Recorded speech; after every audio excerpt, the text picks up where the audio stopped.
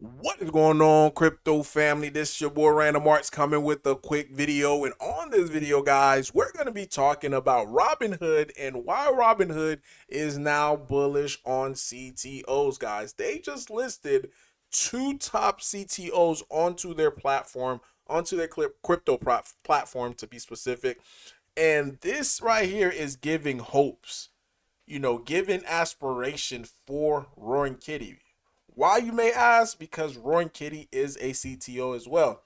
And anytime you start to see exchanges be bullish on CTOs, best believe it is going to impact the overall CTO market, because now people are really opening their eyes to why these CTOs are pretty much one of the best plays in crypto right now. And the reason why they're one of the best plays is because they are decentralized, guys. There's no central figure that is controlling the supply, that's manipulating the supply, or making it go anywhere that they want to go.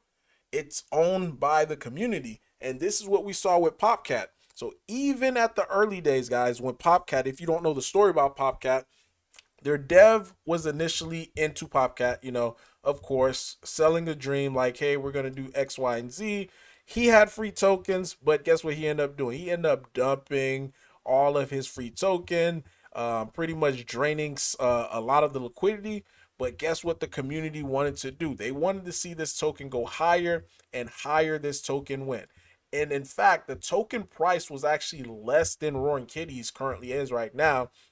And this thing went all the way, guys, all the way past $2, strictly off of community effort.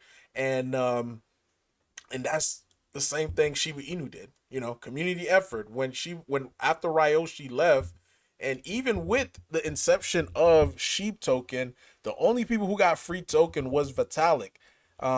And after Vitalik burnt his supply and gave some to the COVID Relief Foundation, after the COVID Relief Foundation finished dumping all of their tokens, this is when you truly saw Shiba Inu go parabolic, because now those tokens that they dumped got back into circulation, and it was able to do wonderful things. And this is the same thing that you saw over here. Like after the dev finished dumping his token, it got into circulation. 100% of the supply was now available, and everybody who got their token had to buy it on the open market, and it caused this beautiful move up. Now, of course, along the way, you're gonna see this, all this and that. And even if you compare like the charts for Popcat as well as Roaring Kitty, it's about the same, guys. Again, the dev for Roaring Kitty came in September 2022. He sold his supply not even 6, 7, 8 days later, dumped into the market. Community took over in May of 2024, and boom, the rest is history. And notice how this thing is perking up a little bit too. Same thing with Popcat. Popcat is having a nice little perk as well. And you're seeing the same thing with Peanut. Nice little perk.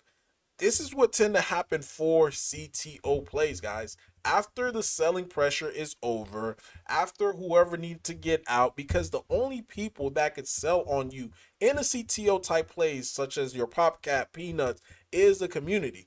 Once those people who got out, guess who's left into this crypto? It's typically the believers. It's typically the people who are thinking that this thing have so much more room to go higher.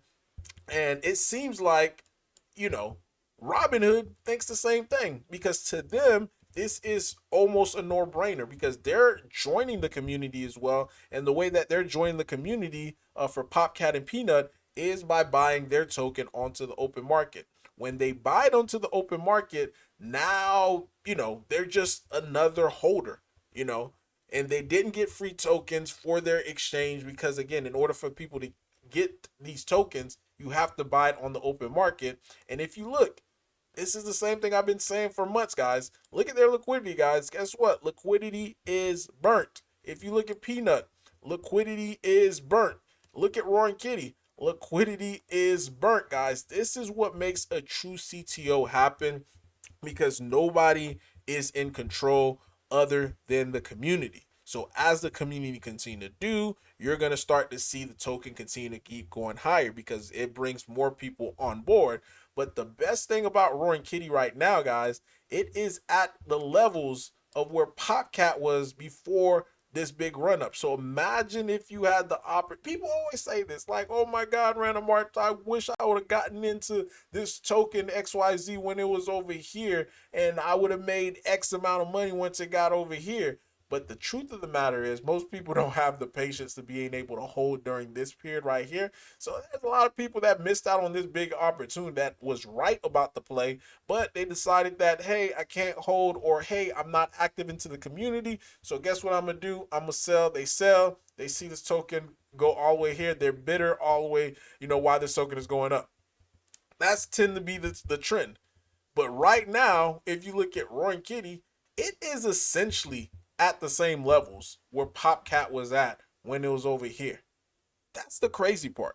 So we still haven't even seen huge volume come in onto Roaring Kitty, but we still were able to take this token as a community from a 4K market cap all the way to 15K market cap, 15 million. I'm sorry, 15 million market cap, strictly off of community effort.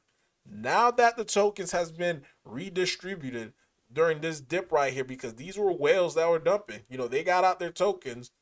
After they got out their tokens, these tokens had to get reaccumulated back in the market, and this is what we've seen over here, as well over here, and also over here, getting accumulated. And I'm glad the market went down, because now it forces some of the people who are buying up here, or some people who bought in early to get out of their token. Now, when they get out their token, it allowed new holders to be able to come in, allow this thing to be able to grow. And at the end of the day, guys, if a CTO want to be successful, it has to come together as a community to being able to get the things done. Because if the community comes together, guess what? Everybody gets to eat, you know. And now that you're seeing Robinhood is backing CTOs, this makes me even more bullish on Roaring Kitty. We seen what happened when Binance was bullish on CTOs, right? We started seeing nice parabolic moves on our CTO, because that was the thing that's in play. So right now, the narrative that's in play right now is again CTO. So I'm excited just to be able to see what this thing unfold. I'm glad that I am secured in a CTO. And guess what? Your boy been buying the dip on a separate account. I've been buying the dip all throughout right here, guys. But really, that is all that I have for you guys today. Hopefully this was educational. Hopefully you guys understand the risk that's involved into a CTO, which is virtually none, because at the end of the day, the community is in charge. There's so many different people that's in the token. It spread the risk out. The more people in a CTO, the better it is, you know. And as Roaring Kitty continue to keep growing, it's just gonna continue to keep making this token inch up and up and up and up. Then finally we have that magical breakout over here past the $15 million market cap. Then things will get crazy. But that is all that I have for you guys today. Random Arts guys signing off. Hopefully you enjoyed your day. Peace.